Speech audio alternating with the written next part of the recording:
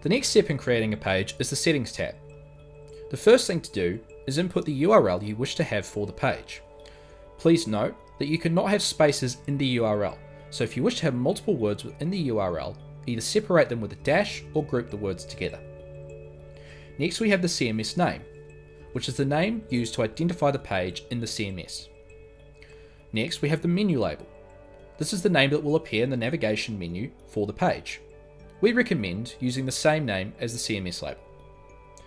Then the footer menu label is only to be filled in if you want the page to appear in the footer menu at the bottom of your page. Then we have the option of selecting what parent page the current page we're making belongs to. So for example, if you want to have, say, a golf page under your activities page, then you would select your parent page as activities. If you leave this blank, then the page will become its own parent page and sit at the top of the navigation menu.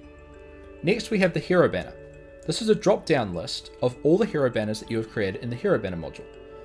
Simply click on the drop-down and select the hero banner you wish to use on the page. Then we also have an option to add a gallery.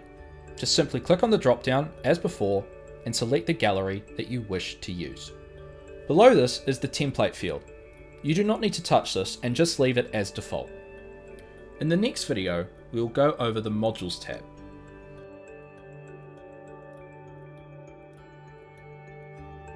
Thank you for watching. If you'd like to check out our next video or view more videos, click the links at the top of the screen. And don't forget to hit subscribe and turn the notification bell on so you won't miss any more future videos.